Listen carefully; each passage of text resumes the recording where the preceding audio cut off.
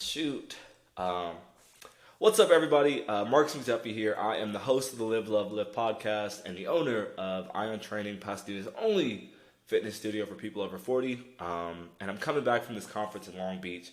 Absolutely amazing conference that, I got to take the team out to, and we learned a lot. It's kind of intense. It's, 8 90-minute presentations a day. So, you're kind of just burnt by the end of it. But one of my favorite from the weekend was this guy Mark Fisher. He owns a studio out in New York, and his talk was on time management, right? And then one of the biggest takeaways that I got from it was that when it comes to time management, a lot of people think that they have to do more or set more up or make their life a lot harder, but in reality, it's all about setting it up so it's easier to follow through on what you really want to do, right? That is the biggest thing that I kind of took away from it, and it's interesting, because I kind of go over to in our industry and with me talking to a lot of our clients, we have a lot of clients that, at least at our studio, that are, very successful. They are thriving in their work world. They're, are great parents. They're connected in the community. But when it comes to fitness, this is the part of life that is really, it's harder for them to like stay consistent with it. So they just need a little bit more accountability and guidance, which is all fine, all well. We all need it. I have a finance coach because, I need accountability and guidance in that. But one of the biggest things I hear, which I think is really wrong, is, Marcus, I just don't have the discipline, or, I haven't been to the gym because I'm just too lazy, right? And I really think that that's just wrong. Like I see you, I'm talking to you, I can see where you're successful in these other parts of life. So if you're struggling with your fitness and you're successful in at least one other thing, I doubt that it's because you're lazy or because you don't have discipline, right? What's actually happening is you're making it harder than it needs to be, right? So let's look at discipline, and the big one and overarching is going to be willpower, right? That's the big one. Everybody needs more willpower. I need to be more disciplined and strong, blah blah blah. And I think a lot of people think of willpower as this muscle, right? It's this muscle, and every time you use it, it gets stronger and stronger and stronger and stronger, and then all of a sudden you're able to walk through a McDonald's and everybody's eating fries and apple pies, and all your buds are throwing Diet Cokes together, and you can just say no to all of it, right? But in reality, I don't think that's not actually how it works, right? So we want to think of willpower as more of a bucket filled with water, right? It's the willpower bucket, and in the inside there's your willpower water.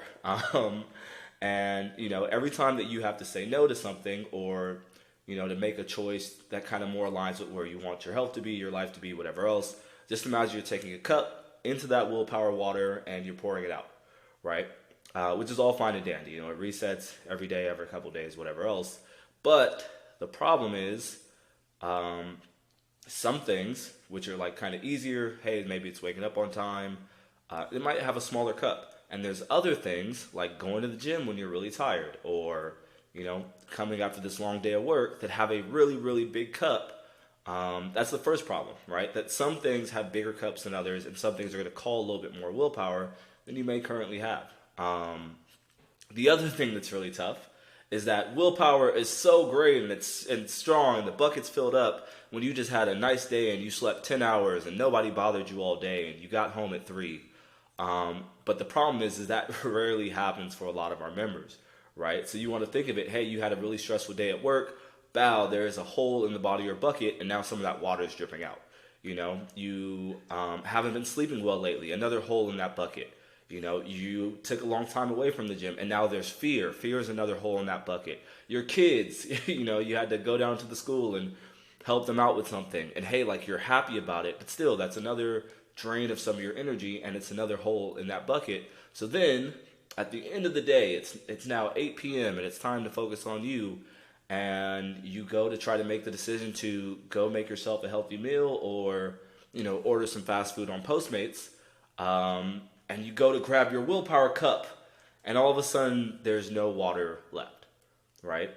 And now you have to you don't have enough willpower. You just can't. You end up falling into, the bad habits or whatever else that kind of is easier for you, even if it doesn't align with what you truly want. So, it, it's tough to get a lot of people to move away from that mindset, but I think the more that you can kind of focus on hey, how do I make it easier to follow through with the things that I want without having to like use willpower, right? You just make it so you don't have to, right? So what does that kind of look like? We'll give two easy examples today. And the two ones that we see the most out of our clients, which is, hey, like I really struggle with late night snacking, emotional eating, whatever else. And the second one is I struggle sometimes to make time for my workouts or walks or whatever else it may be, right?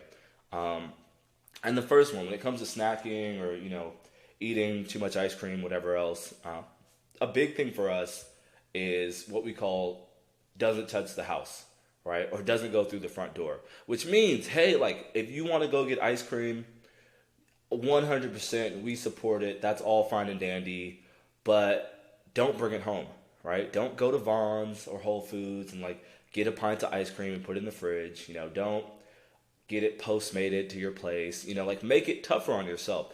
Make it so it's like, okay, cool. If I want ice cream, I need to get my butt out the bed or out the couch or whatever else, drive over to Baskin Robbins, eat that small little pint there, and then call it a day, right? Because what happens is, that's all good. But when it's another day and you have bought this pint of ice cream home from Ralph's, I'm jumping from like supermarket to supermarket. But when you bought this thing home and, now it's in your fridge, and at the end of the day, you had a really, really stressful day, and you once again are faced with that choice. Should I make a healthy meal or should I just, eat this ice cream that's here and it's going to help me dull some of my feelings? More often than not, you're going to go with the easier choice, especially if you had a long, stressful day at work, if it was a long day in general, if you're tired, if your kids wore you down, that willpower bucket has been drained, and now, you are unable to make the choice that truly aligns with what you really want.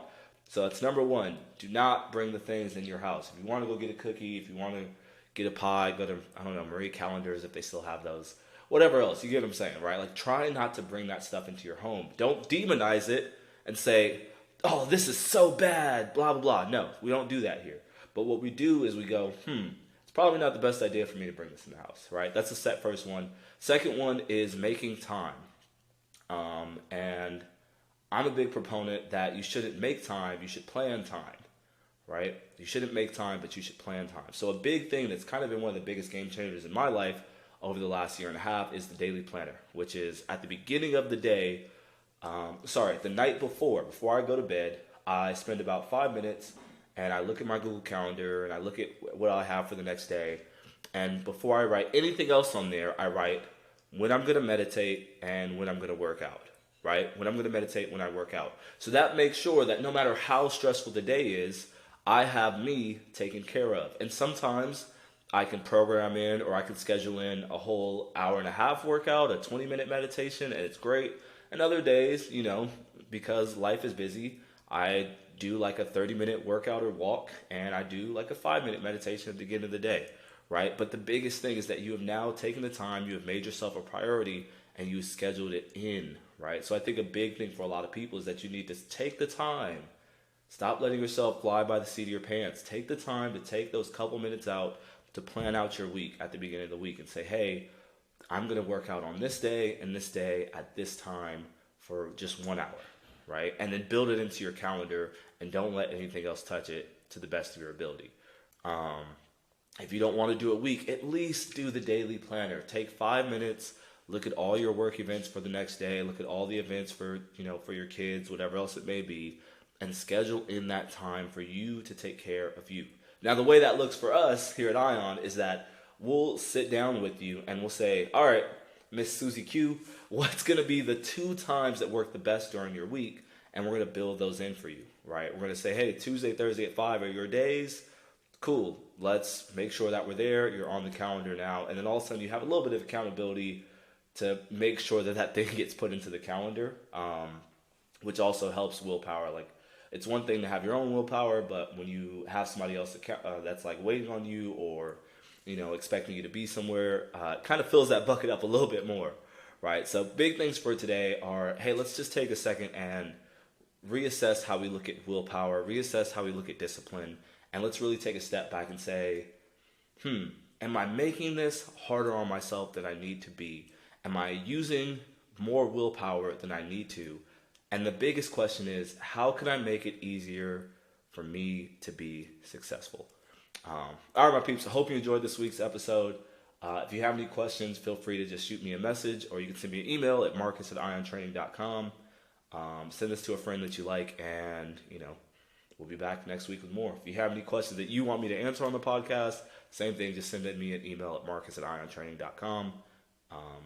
And we'll see you all next week.